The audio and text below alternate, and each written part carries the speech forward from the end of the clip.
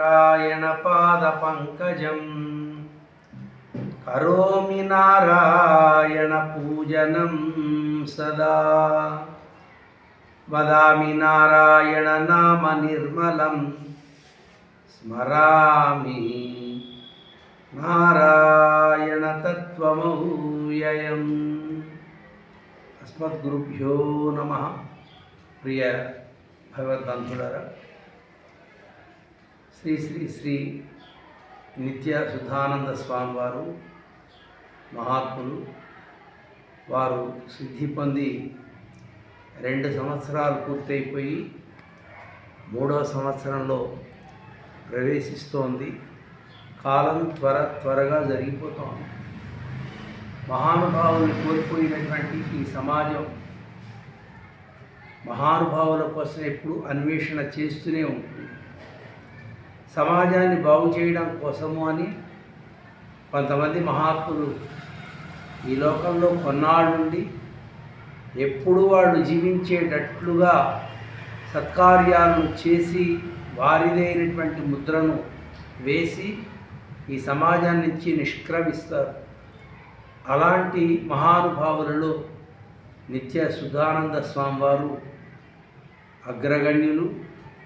ప్రేమతోటి సమాజాన్ని దగ్గరకు తీర్చి జగద్గురువైన శ్రీకృష్ణ భగవానుడు చెప్పినటువంటి భగవద్గీతను నిరంతరం సమాజానికి అందించాలి, సమాజాన్ని ధర్మ పథంలో నడిపించాలి అని జీవితాన్ని యజ్ఞంగా మార్చుకున్నటువంటి మహనీయులు శ్రీ శ్రీ శ్రీ నిత్య శుద్ధానంద స్వామివారు.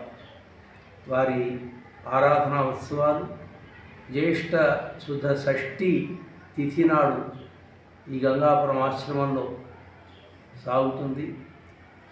కనుక భగవద్భక్తులందరూ కూడా ఆరాధనా ఉత్సవాలకి తరలి వచ్చి ఆ మహనీయునికి నీరాజనాన్ని, మంగళ నీరాజనాన్ని పలకటం భగవద్భక్తి కలిగిన వారంగా మనందరికీ ఒక ప్రత్యేకమైనటువంటి బాధ్యత ఉంది.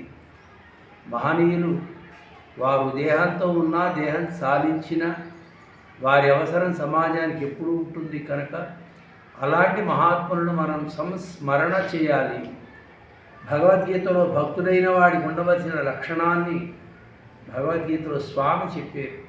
అలాంటి పూర్ణమైనటువంటి లక్షణాలతోటి ఇక్కడ జీవించి సమాజానికి గీతాచార్య హృదయాన్ని ఆవిష్కరించినటువంటి ఆ మహాత్మునికి జ్యేష్ఠ శుద్ధ షష్ఠి నాడు జరిగేటువంటి ఆరాధనా ఉత్సవంలో భక్తులందరూ కూడా తరలి వచ్చి మంగళ నీరాజనం పట్టడానికి రావాల్సిందిగా ఆశ్రమం తరపున, ముఖ్యంగా వారి యొక్క హృదయ వైభవం తెలిసినటువంటి మేము ప్రత్యేకంగా భక్తులకు ఆహ్వానాన్ని పలుకుతున్నాం.